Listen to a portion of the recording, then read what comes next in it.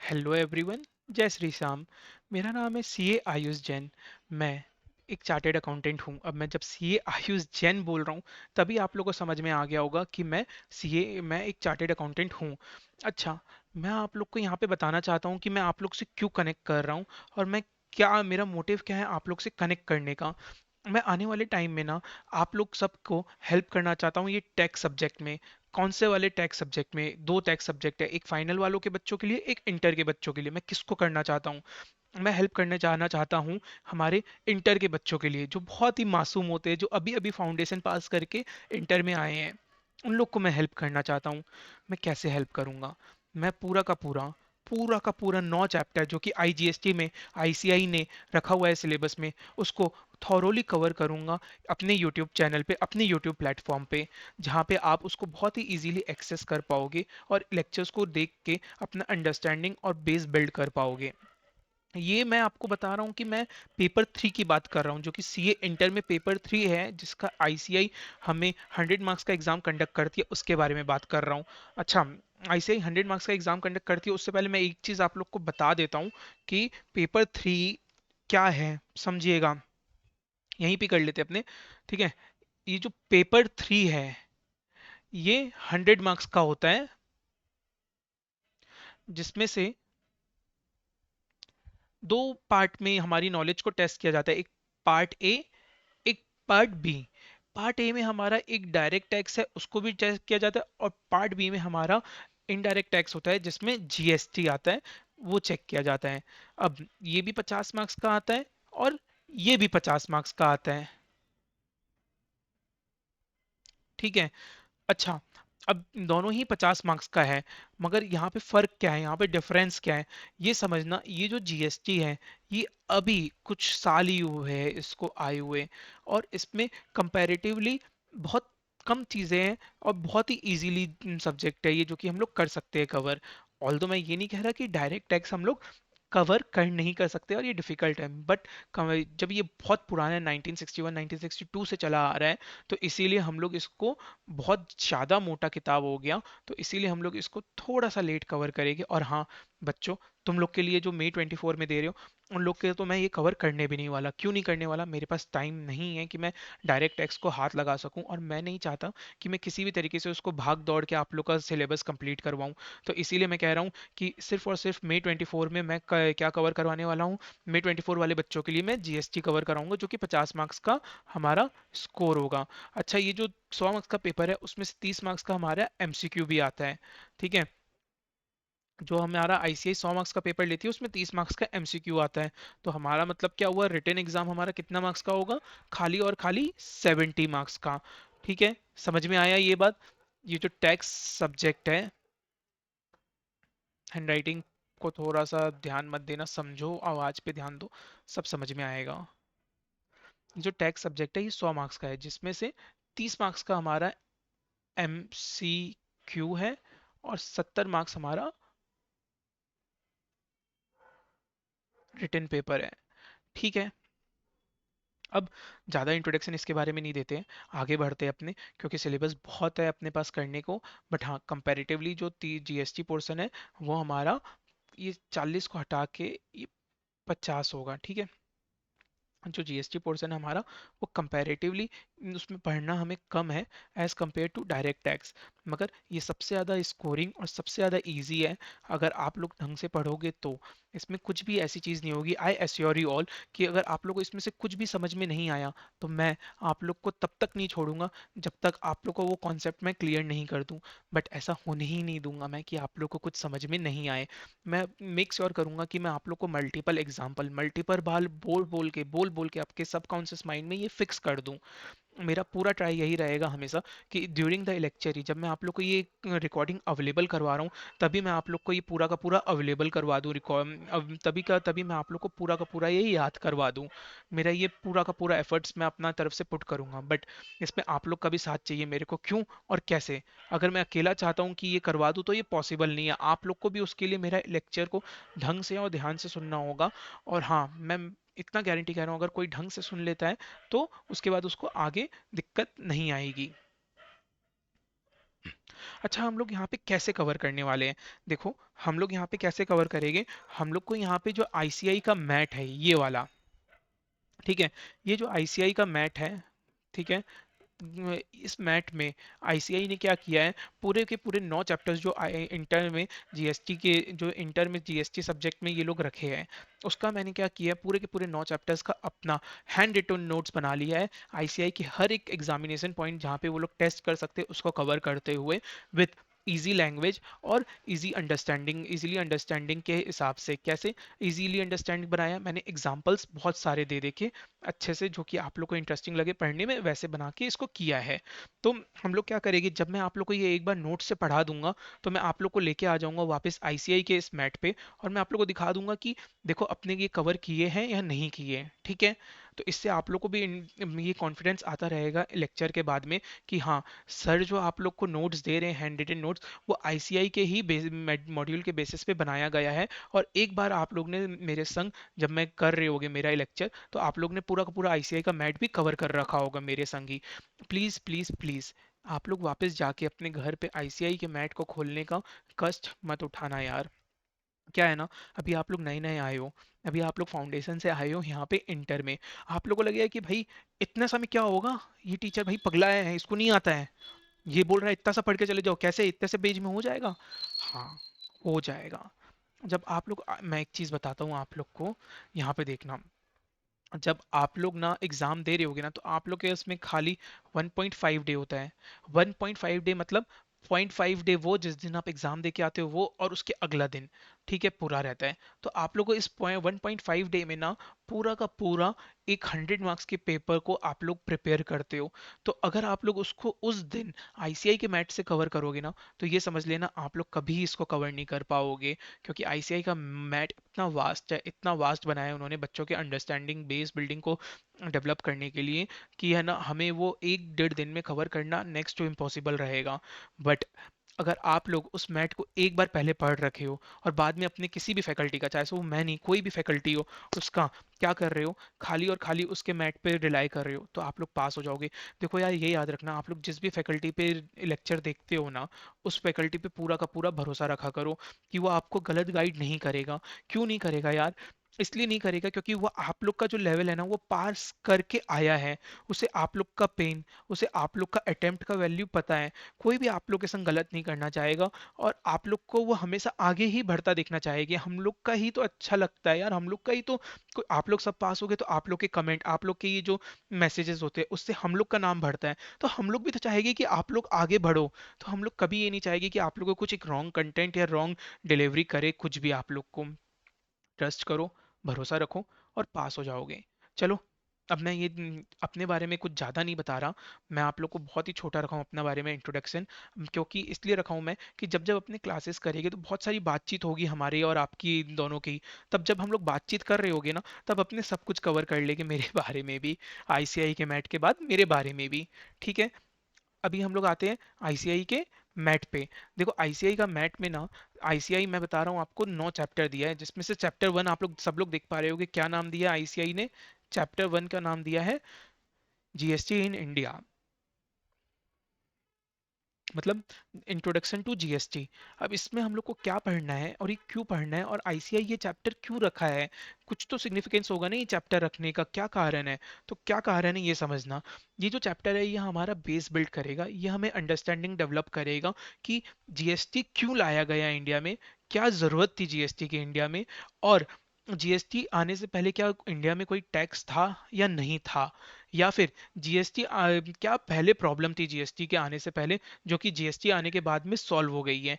ये सारी प्रॉब्लम्स को एड्रेस कौन करेगा? हमारा ये चैप्टर, ठीक है। तो इससे हमारा पूरा का पूरा जीएसटी का जो इंट्रोडक्शन वाला बेस होगा वो पूरा क्लियर हो जाएगा जीएसटी के बारे में। और पहली बात यार, आप सब लोग अभी अभी आए हो फाउंडेशन पास करके, आप सबको ना ये बहुत ज़्यादा इंटरेस्टिंग लगेगा टैक्स वाला सब्जेक्ट। क्यों? क्योंकि जब आप लोग फाउंडेशन में थे ना, जब मैं भी फाउंडेशन में था, तब मेरे को भी लगता था कि बस अब इंटर में जाना है, टैक्स पढ़ूंगा, डायरेक्ट टैक्स पढ़ूंगा, इनकम टैक्स पढ़ूंगा, जीएसटी रिटर्न फाइल करूंगा, और इनकम टैक्स रिटर्न फाइल करूंगा, सब सीख लूंगा, टैक्स में मेरा फेवरेट सब्जेक्ट होगा।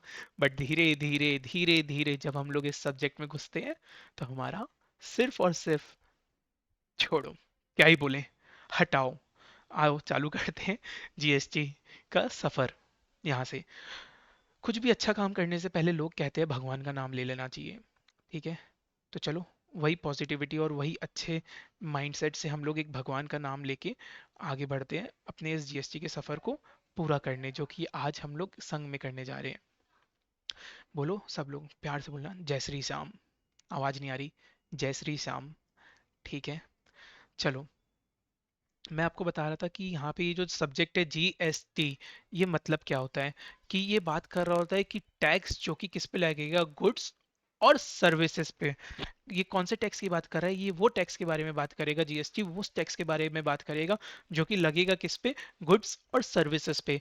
गुड्स और सर्विसेज पे लगने वाले टैक्स के बारे में कौन बात करेगा? जीएसटी। इसलिए इसका नाम ही क्या दे दिया है? जीएसटी।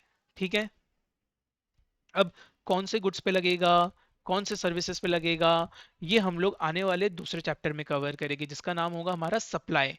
जिसका नाम हमारा होगा क्या? सप्लाई। यहां तक समझ में आया आप लोग को? कुछ नहीं आया था अभी तो मैंने जो बोला, मैंने खाली इतना बोला है कि गुड्स जीएसटी जो नाम है उसको जस्टिफाई कर रहा हूँ कि गुड्स और सर्विस टैक्स ही इसका नाम क्यों रखा गया है, क्योंकि ये वो टैक्स है सिर्फ और ये वही टैक्स है जो कि सिर्फ और सिर्फ किस पे लगेगा? गुड्स और सर्विसेज पे। अच्छा, अब हम लोग बात करते हैं कि ये जो टैक्स है, ये जो हम लोग बोल रहे हैं गुड्स एंड सर्विस टैक्स, उसमें ये टैक्स जो वर्ड है, ये टैक्स वर्ड क्या होता है? क्या आप में से किसी को पता है कि ये टैक्स वर्ड क्या होता है? क्या आपने कभी पढ़ा है, आपने कभी समझा है, आपने कहीं सुना होगा? कुछ तो सुना, अरे आपने यही सुना होगा कि भैया ये अपने पापा को, अपने सीए को कॉल करते, अरे भैया आपने मेरा इनकम टैक्स लगा दिया क्या, आपने आईटीआर फाइल कर दी क्या, ये सुना होगा। या फिर आपने अपनी किसी पापा अगर आपके बिजनेस करते तो सुना होगा जीएसटी जीएसटी जीएसटी जीएसटी बेटा, जीएसटी बेटा, जीएसटी सुना होगा, कहीं ना कहीं आपने ये सारे नाम सुने होंगे।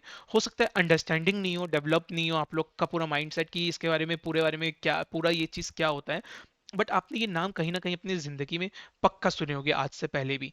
तो आज हम लोग क्या करेंगे, वही जो नाम आपने सुने हुए हैं उसको बहुत अच्छे से क्लियर करेंगे।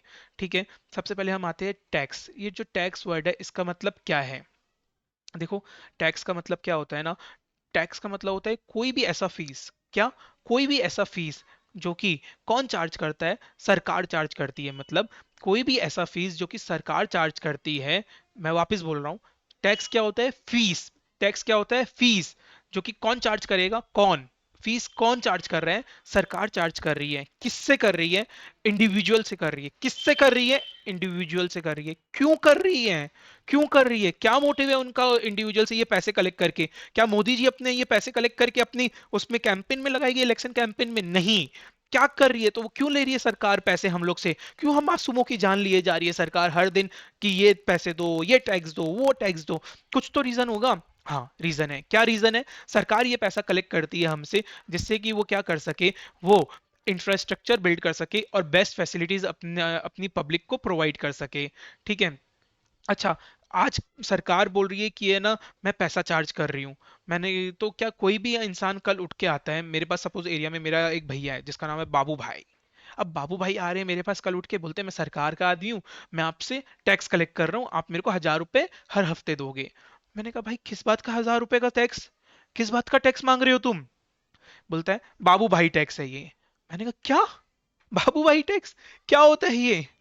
बोलता है बस ऐसे ही होता है, मैं सरकार का आदमी हूँ, मैं यहाँ पे जो रूलिंग गवर्नमेंट है उसका आदमी हूँ, मैंने बोला तो बोला, ऐसे ही होता है हमारे यहाँ। मैंने कहा नहीं भाई, तुम्हारा गलत अंडरस्टैंडिंग है, तुम्हें नहीं समझ में आ रहा कि तुम जो बोल रहे हो, तुम जो पैसा मांग रहे हो वो टैक्स का नाम नहीं हो सकता है, उसको आप हफ्ता का नाम दो, आप टैक्स का नाम दो मत दो। उसने बोला क्यों, मैं टैक्स का नाम क्यों नहीं दूं? क्या बोल रहे हो आप? आपने तो अभी अभी मुझे यही समझाया कि टैक्स क्या होता है, कि कोई भी पैसा जो कि सरकार चार्ज कर रही है किसी भी पर्सन से, क्यों चार्ज कर रही है? कि उसको बेस्ट फैसिलिटीज और इंफ्रास्ट्रक्चर प्रोवाइड करने के लिए। मैंने कहा हाँ मैंने समझाया। तो बोलता है तो मैं सरकार का आदमी, एक तरीके से सरकार। मैंने कहा ठीक है, मैं पैसा कलेक्ट कर रहा हूं आपसे। मैंने कहा ठीक है, तो भाई तुम्हें, मैंने उससे फिर पूछा तो तू भाई मेरे को इसमें बेस्ट फैसिलिटी और इंफ्रास्ट्रक्चर क्या प्रोवाइड कर रहा है? बोल रहा है मैं बेस्ट फैसिलिटी आपको ऐसे प्रोवाइड कर रहा हूं। मैंने कहा कैसे कर रहा है? उतनी देर में वो यहां से गन निकालता है और रख देता है मेरे सामने। बोलता है कि आपको समझ में आया कि कैसी बेस्ट फैसिलिटी प्रोवाइड कर रहा हूं? मैंने कहा मैं अब समझ गया, आप मुझे प्रोटेक्शन मनी प्रोवाइड कर रहे हो। ठीक है, तो क्या मैं इसको टैक्स का नाम दूंगा बच्चों? दूंगा? आज मेरे के एरिया में जो बाबू भाई है आता है मेरे पास और मेरे सामने ऐसे गन रख देता है और बोलता है कि मैं आपको ये टैक्स का नाम दे रहा हूँ, आप मेरे को 1,000 रुपए दो हर हफ्ते, तो क्या मैं उसको टैक्स दे दूंगा नाम? नहीं। टैक्स क्या होता है ना, टैक्स तभी हम लोग किसी भी चीज को हम लोग तभी टैक्स बोलेंगे जब सरकार ने कोई एक बिल पार्लियामेंट में पास किया है और वो बिल जो है दोनों हाउस में क्या हो गया है, साइन हो गया है और पास हो गया है, प्लस प्रेसिडेंट ने भी उसका उस पे अपना अप्रूवल दे दिया। जब ये दोनों चीजें हो जाती है तो वो बिल क्या होता है, वो बिल बन जाता है हमारा एक्ट। और ये एक्ट क्या होता है, लीगली इन्फोर्सेबल हो जाता है उस कंट्री के पीपल के लिए, उस कंट्री के पीपल के लिए ये लीगली इन्फोर्स हो जाता है। तब जाके कोई भी टैक्स हम लोग कलेक्ट कर सकते हैं। मतलब टैक्स कलेक्ट करने की पावर हमें एक्ट से आती है। और एक्ट कैसे बनता है, जब पार्लियामेंट में दोनों हाउसेस, कौन से, लोकसभा एंड राज्यसभा ने उस पे अपना अप्रूवल दिया है और पास किया है। और जब लोकसभा और राज्यसभा पास कर देते हैं उसके बाद में वो जाता है किसके पास में, प्रेसिडेंट के पास में। प्रेसिडेंट क्या करता है, उस पर अपना अप्रूवल देता है। और जब प्रेसिडेंट अप्रूवल दे देता है तो वो बिल बन जाता है एक्ट, और वो लीगली इन्फोर्स और लीगली बाइंड करता है कंट्री के पीपल को, और उन लोग को अबाइड करना पड़ता है उस एक्ट को। अगर आप उसको तोड़ोगे तो आप पे पनिशमेंट लगेगा, आप पे पेनल्टीज लगेगी। समझ में आया यहाँ तक? Everything clear? सबको समझ में आया? आया। तो चलो एक बार मैं आप लोग को आईसीआई का मैट भी गो थ्रू करवा देता हूँ कि आईसीआई का मैट क्या बोलना चाह रहा है। ठीक है। आओ आओ आओ आओ आईसीआई मैट देखते हैं। ठीक है।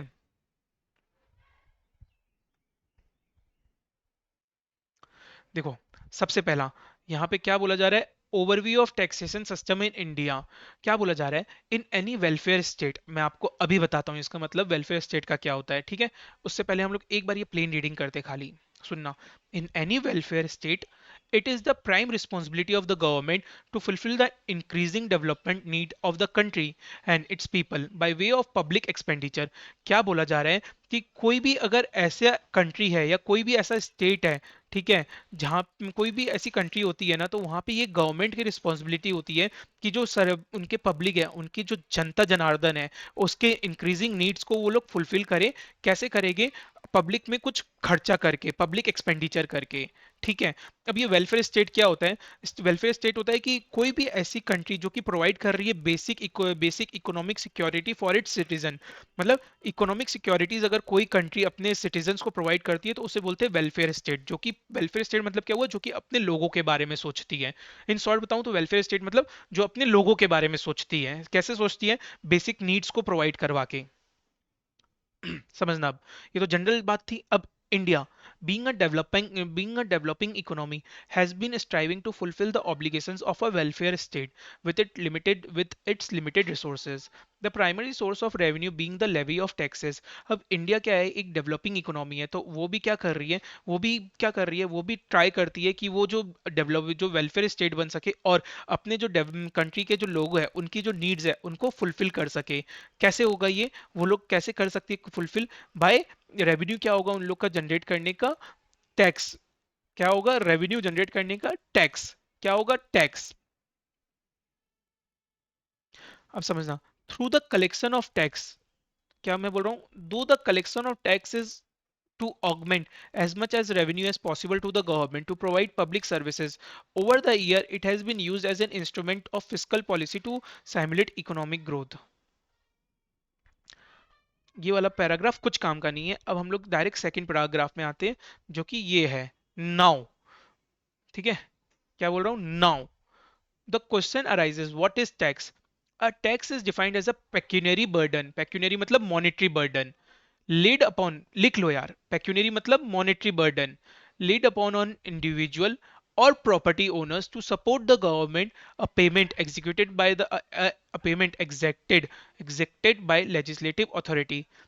क्या लिखा है उसके अंदर, a tax is not a voluntary payment or donation but an enforced contribution exacted pursuant to legislative authority. बोला क्या जा रहा है कि टैक्स कोई भी अपने मर्जी से पे नहीं करता है, ये कंपलसरी होता है, कंपलसरी पेमेंट है, जो कि कौन करवाता है, सरकार करवाती है लोगों से। आगे क्या बोल रहा है, in simple word, tax is nothing but money that people pay to the government which is use to provide public services. वही बात बोल रहा है जो कि मैंने आप लोग को यहाँ पे लिखवाया है। क्या लिखवाया था, कि इतना वहां पे पढ़े हैं अपने, उन सबको छोड़ो। मैंने आप लोग को क्या लिखवाया, टैक्स क्या होता है, एक मैंडेटरी फीस मतलब कंपलसरी पेमेंट। ठीक है, टैक्स क्या हो गया? मैंडेटरी फीस मतलब कंपल्सरी पेमेंट, ठीक है। या फिर फाइनेंस, ये क्या बोला जा रहा है, फाइनेंशियल चार्ज मतलब पेक्यूनरी बेनिफिट जो अपने पढ़े थे, ठीक है। कौन कौन लगा रहा है? ये कौन लगा रहा है? सरकार लगा रही है। कौन लगा रहा है? सरकार लगा रही है। ये फीस कौन चार्ज कर रहा है? कंपलसरी पेमेंट कौन मांग रहा है? सरकार मांग रही है। किससे मांग रही है? पब्लिक से मांग रही है। क्यों मांग रही है? जिससे कि उनके पास पैसा आए और वो पब्लिक के भलाई के लिए कुछ काम कर सके। समझ में आया? एक आखिरी बार वापस मैं पढ़ता हूं, धीरे पढ़ते, संग में पढ़ते, यहीं पढ़ो, खत्म करो यार। बार बार घर पे पढ़ने का झमेला मत रखो। वापस बोलते हैं, टैक्स क्या होता है? आंख बंद कर लिया मैंने भी, आप लोग भी अपनी अपनी आंखें बंद कर लो और बोलो, टैक्स क्या होता है? Compulsory payment of money. एकदम सिंपल, जो याद आ रहा है वही पढ़ेंगे, बोलेंगे। टैक्स क्या होता है? कंपल्सरी पेमेंट ऑफ मनी, ठीक है। किसको करा जा रहा है? सरकार को किया जा रहा है। क्यों किया जा रहा है? जिससे कि सरकार के पास में पैसे आए और सरकार क्या कर सके उस पैसों से, अपने जो क्या बोलते हैं कंट्री के जो सिटीजन है उनकी नीड पूरा कर सके। समझ में आया? 1 मिनट के लिए रुकना, बस खाली 1 मिनट देना। 1 मिनट, 1 मिनट।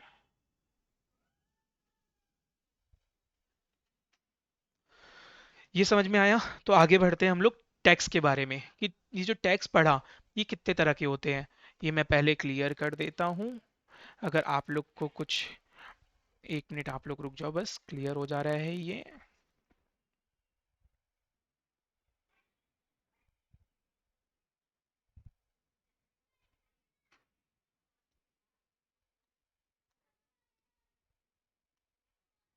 हाँ, आ गया मैं। Type of tax. टैक्स कितने तरह के होते हैं? टैक्स दो तरह के होते हैं, एक डायरेक्ट टैक्स, एक इनडायरेक्ट टैक्स। टैक्स कितने तरह के होते हैं? बोलो बच्चों बोलो। टैक्स कितने तरह के होते हैं? 2 तरह के। कितने तरह के? 2 तरह के। क्या 2 तरह होता है कि टैक्स होते हैं? एक डायरेक्ट टैक्स, एक इनडायरेक्ट टैक्स। क्या? एक डायरेक्ट टैक्स, एक इनडायरेक्ट टैक्स। ये दोनों ही आपके सिलेबस में, तो आप लोग को बोलना पड़ेगा। अगर आप लोग नहीं बोलोगे तो एग्जाम में कौन बोलेगा? तुम ना बोलोगे तो कौन बोलेगा एग्जाम में? आज आप यहां बोल लोगे तो कल आपका दिल एग्जाम में बोलेगा, आपका दिमाग कल एग्जाम में बोलेगा, और आपको वो मदद करेगा उस दिन। तो प्लीज बच्चों बोलो। टैक्स 2 तरह के होते हैं। कितने तरह के? 2 तरह के। एक डायरेक्ट टैक्स, एक इनडायरेक्ट टैक्स। डायरेक्ट टैक्स क्या होता है? देखो एकदम इजी है, एकदम इजी तरीके से समझाऊं।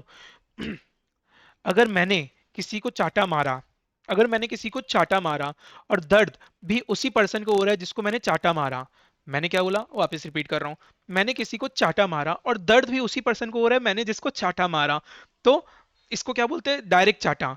क्या बोलते हैं? डायरेक्ट चाटा। मतलब जिसको मारा उसी को दर्द महसूस हो रहा है,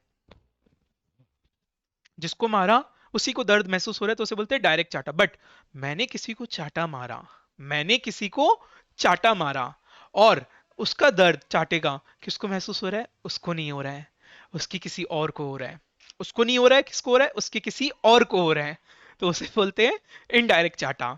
ठीक है। मतलब मारा मैंने किसी और को, बट दर्द किसी और को हो रहा है, तो उसे बोलेंगे इनडायरेक्ट चाटा।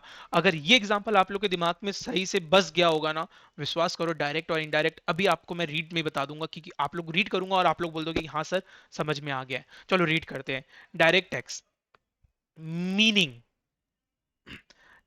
डायरेक्ट टैक्स में मीनिंग में क्या बोल रहा है? Tax which is paid directly to government by the tax pair.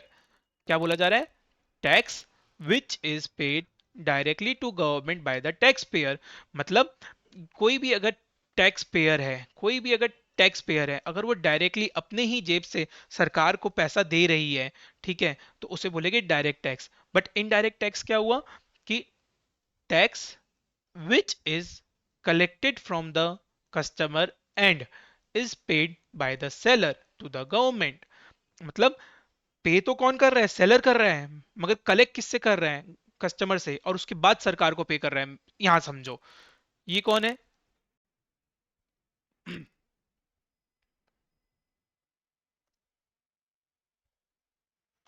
ये कौन है? सेलर। ये कौन है? कस्टमर। ये कौन है? गवर्नमेंट। ये क्या कर रहा है? ये इसको सामान बेचा कुछ, और उसके बदले में इसने इसको क्या किया, सपोज 100 रुपए का सामान बेचा और इसने क्या किया, 100 रुपए दे दिया, ठीक है, प्लस 10 रुपए का जीएसटी दे दिया इसमें।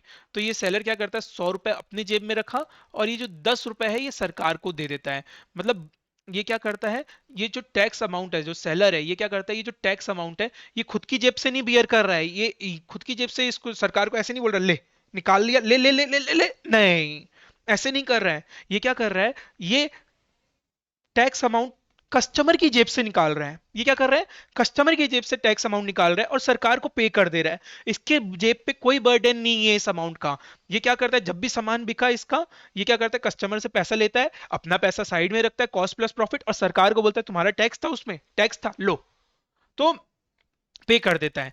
फिर से समझना, अब समझ में आया कि चाटा लगा किसको था, सेलर को, मगर दर्द महसूस कौन किया, कस्टमर। क्यों, क्योंकि 100 रुपए में जो 100 रुपए का सामान, वो जो 10 रुपए टैक्स लग रहा है उसका, उसमें चाटा किसको लगा, चाटा लगा था सेलर को कि भाई तुम टैक्स पे करोगे, मगर वो सेलर क्या कर रहा है, उस चाटे का दर्द शिफ्ट कर दे रहा है कस्टमर में, और कस्टमर से कलेक्ट करके क्या कर रहा है, सरकार को पे कर दे रहा है। समझ में आया डायरेक्ट और इनडायरेक्ट टैक्स का मतलब। एक मिनट रुक जाना बस। हम्म।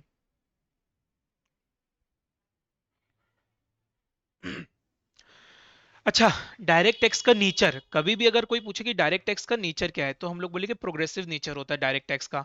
प्रोग्रेसिव नेचर होता है डायरेक्ट टैक्स का, मतलब क्या हुआ, सपोज कोई बंदा आज 100 रुपए कमा रहा है, तो वो क्या कर रहा है, कुछ टैक्स नहीं पे कर रहा है। एग्जाम्पल है ये, प्लीज, कोई रियल में अभी ऐसा नहीं होता है, कैसे कितने पे लाइबिलिटी होती है क्या होती है वो बाद में देखेंगे अपने, बस एक बार ये समझो, समझने के लिए बस ये एग्जांपल समझना। सपोज कोई बंदा है, मैं क्या बोल रहा था, सपोज एक बंदा है जो कि 100 रुपए कमाता है, तो वो कुछ टैक्स पे नहीं करता है। वो वहीं अगर 200 कमाता है तो वो 20 रुपए का टैक्स पे करके आ रहा है सरकार को। वो वहीं अगर 500 रुपए कमा रहा है तो वो क्या कर रहा है, 100 रुपए का टैक्स पे करके आ रहा है। वो वहीं अगर 1000 रुपए कमा रहा है तो सरकार को 200 रुपए का टैक्स पे करके आ रहा है। मतलब जैसे जैसे उसकी इनकम बढ़ती है, जैसे जैसे उसकी इनकम बढ़ती है, तो उसके टैक्स लाइबिलिटी भी इंक्रीज होती है। मैंने क्या बोला, प्रोग्रेस डायरेक्ट टैक्स का नेचर क्या है, प्रोग्रेसिव नेचर होता है। प्रोग्रेसिव नेचर होता है मतलब जैसे जैसे आपकी इनकम बढ़ेगी वैसे वैसे आपका टैक्स का अमाउंट भी बढ़ेगा। ठीक है, समझ में आया। हाँ, वही अगर हम लोग इनडायरेक्ट टैक्स की बात करते हैं तो उसका नेचर क्या होता है, रिग्रेसिव होता है। तो उसका नेचर क्या ऐसा होता है, रिग्रेसिव होता है। रिग्रेसिव मतलब क्या होता है, समझो, ये कौन है, ये अच्छी हैंडराइटिंग वाला और अच्छी ड्राइंग वाला दो जन, ये है आपके चहीते और पसंदीदा, मैं, आयुष जैन, एजे। और ये कौन है आपके, मोदी जी। कौन है, मित्रों, ठीक है। अब मैं भी ट्रेन से जा रहा था और मोदी जी भी ट्रेन से जा रहे थे, ठीक है। हम दोनों को ट्रेन में क्या हुआ, मन कर गया चिप्स खाने का। हम लोग को क्या हुआ, मन कर गया चिप्स खाने का।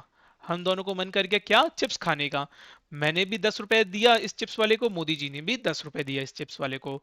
हाँ, ध्यान देना मैंने क्या बोला, एक एजे है एक मोदी जी है। एजे कौन हो गया, छोटा मोटा आदमी। मोदी जी कौन हो गया, बहुत बड़ा आदमी है भाई, बहुत बड़ा आदमी है, हमारे देश का प्रधानमंत्री है, बहुत बड़ा आदमी है। दोनों ट्रेन से सफर कर रहे थे, समझ रहे हो, दोनों संग में कर रहे हैं। हम्म।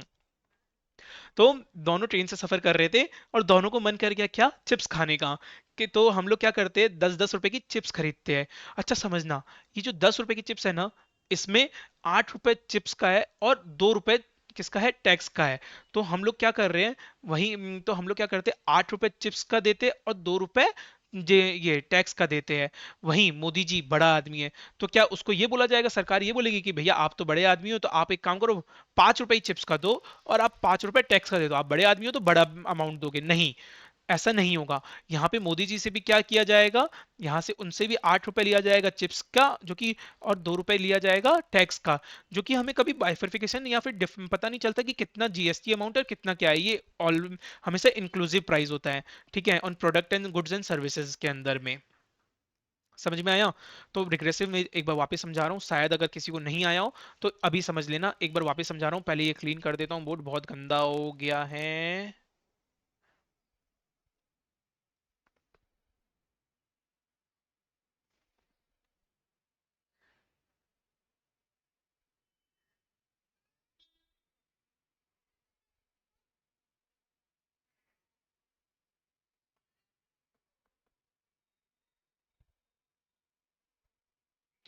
एक काम करते हैं, मैं वो खोल लेता हूँ नोटबुक। अब से मैं आप लोग को नोटबुक में कराऊंगा जो भी ये बोलूंगा, ठीक है?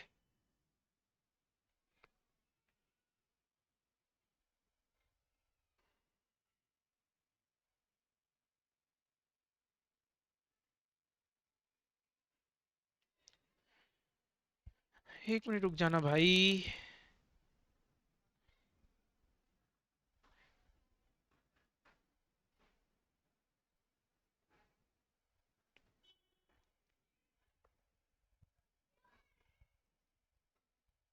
1 मिनट भाई, 1 मिनट।